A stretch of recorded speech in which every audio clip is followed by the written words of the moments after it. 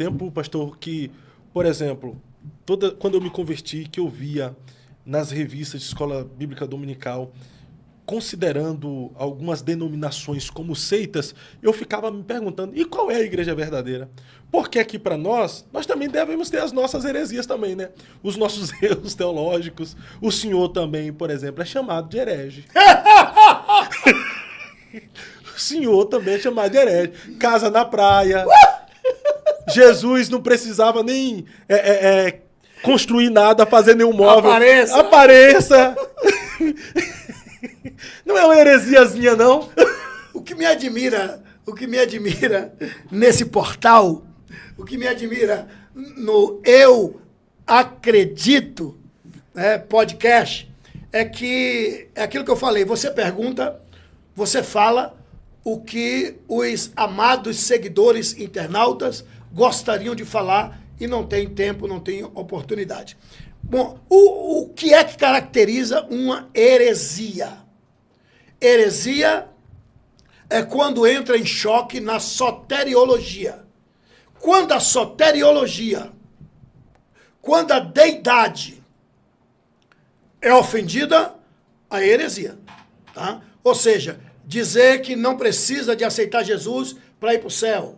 Dizer que Ellen White veio completar o que Jesus não fez. Isso é heresia.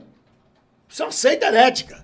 Dizer que na profissão de fé, né, eu na minha profissão de fé, na profissão de fé da igreja que Jesus prometeu, crer em Deus Pai, Deus Filho e Deus Espírito Santo. Crer que Jesus veio, né, por obra e graça do Divino Espírito Santo. Crer que ele morreu, mas ressuscitou o terceiro dia e voltará para buscar a sua igreja. Isso é profissão de fé.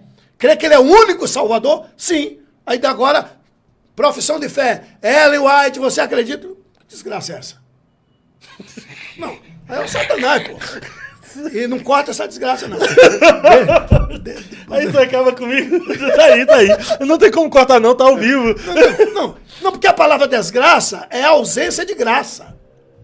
Né? É ausência de graça. Tem gente que diz que a desgraça é a mulher do diabo. Ou seja, todos os demônios são anjos. Então nunca existiu anja lá em cima. Mas para não fugir do assunto. Resumindo, então, são seitas, sim, sem sombra de dúvidas.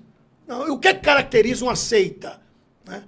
Uma seita herética, heresia. É aquilo que entra em choque com as escrituras. Mas o senhor também disse que Jesus tinha casa na beira da praia. O senhor não é um herege? Não caracteriza heresia. Se eu conseguir provar, eu calo a boca de quem acha que eu estou proferindo uma coisa antibíblica, né? Porque não ofende a salvação. Crê que Jesus tinha casa na beira da praia ou não crê, você acredita em Jesus? Sim. Implica na tua salvação?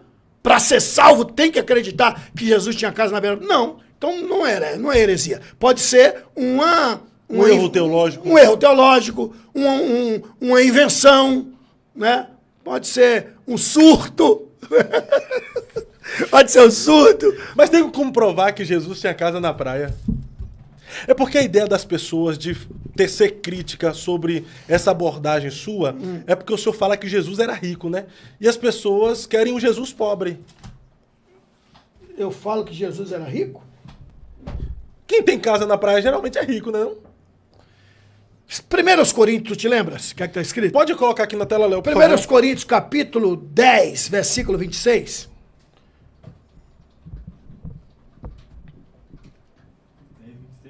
10:26. 1 Coríntios 10, 26.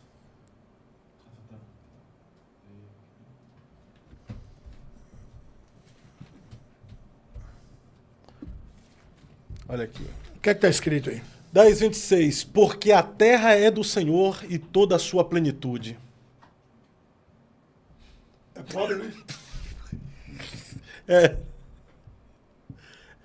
Aqui já acabou, né? Todas as casas da praia do Senhor. Mas peraí. Bota aí, Vaso, bota aí. Agora eu lhe digo, coloca aqui. João capítulo 1. versículo 30. João capítulo 1. Verso 30. Põe aí versículo 34. 34. E eu vi e tenho testificado que este é o Filho de Deus. Continua.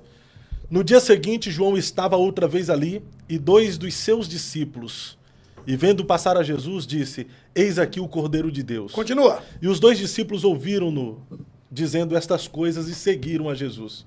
E Jesus, voltando-se e vendo que eles o seguiam, disse-lhes: Que buscais? E eles disseram: Rabi, que traduzido quer dizer mestre, onde moras? Opa! Perguntaram: o senhor tem morada? O senhor tem casa? O que é que Jesus respondeu?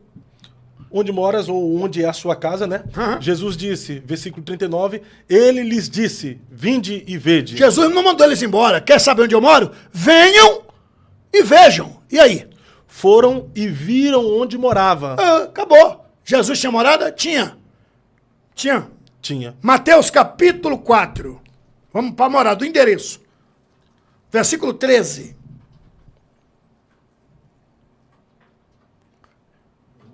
Mateus 13. 4:13. 4:13. Está escrito o quê?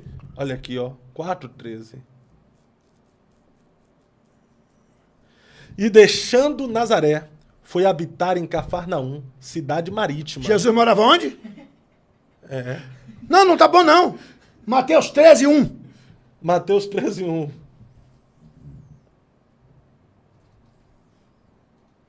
Tendo Jesus saído de casa naquele dia, estava assentado junto ao mar. Repete isso.